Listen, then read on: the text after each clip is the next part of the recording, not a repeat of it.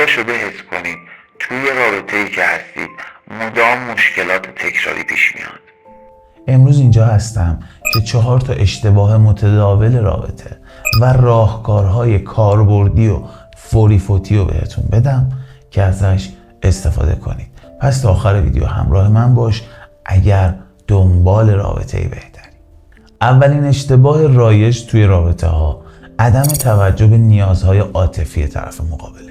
خیلی وقتا ممکنه مشغله روزمره باعثش بشه. یادمون نره که شریک زندگیمون به توجه و محبت ما نیاز داره. یه لحظه فکر کنید آخرین باری که از شریک زندگیتون تشکر کردید یا بهش گفتید که چقدر تو زندگیتون تأثیر داره کی بوده؟ برای حل این مشکل یه قانون ساده هست. روزی 5 دقیقه به پارتنرتون گوش کنید بدون اینکه قضاوتش کنید یا نصیحتش کنید. این باعث میشه که حس با ارزش بودن بهش بدید. دومین مشکل رایج بلد نبودن حل اختلافه. خیلی از ما وقتی اختلاف پیش میاد یا سکوت میکنیم یا با عصبانیت جواب میدیم. این روش ها فقط مشکلمون رو عمیق‌تر میکنن. به جای این کارا از تکنیک گوش دادن فعال استفاده کنید. یعنی وقتی طرف مقابلت حرف میزنه حرفش رو تکرار کن تا مطمئن بشه که شما واقعا فهمیدید. برای مثال میگه که برات مهم نبودم که دیر کردی. بلافاصله میگی من میفهمم که چون دیر کردم حس کردی برات مهم نیستم. این روش خیلی موثره. زیاد بازش نمیکنم. خودتون برید 2 تمرین کنید دستتون میاد.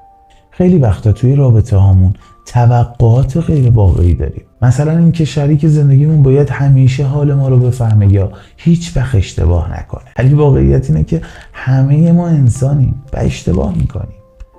برای مدیریت این موضوع یه لیستی از توقعاتتون بنویسید و بررسیش کنید. کدوم ها واقع بینانه است و کدوم ها واقع بینانه نیست. بعدش در موردش با شریکتون صحبت کنید تا هر دوتون به درک مشترک برسید.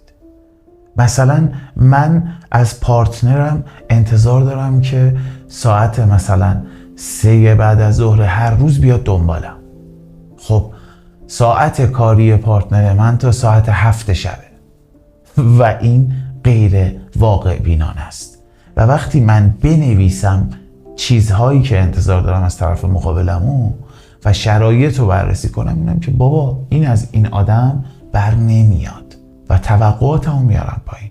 و یه چیزی که بین 2 پارتنر باشه با هم دیگه راجع بهش صحبت کنید، به یه عهدنامه‌ای برسید که آقا اینا چیزاییه که ما میخوایم از هم، اینا چیزای واجبمونه و به اونا بپردازیم. آخرین اشتباه متداول نداشتن زمان با کیفیت. توی دنیای امروز که همه سرشون توی گوشیه، وقت گذاشتن برای رابطه خیلی کم شده. ولی همین زمانهای کوتاه میتونه کلی رابطه رو تقویت کنه.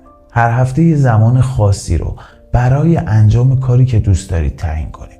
مثلا یه شام 2 نفره یا تماشای یه فیلم خنده‌دار و تو اون تایمی که این برنامه رو برای هم دیگه چیدید کاملا گوشیاتون رو بذارید کنار. خب دوستان این از 4 اشتباه رایج و راهکارهایی که براش دادیم. حالا نوبت شماست که توی کامنت ها برای من بنویسید کدوم یکی از این مشکلات رو تجربه کردید و چه راهکارهایی براش داشتید.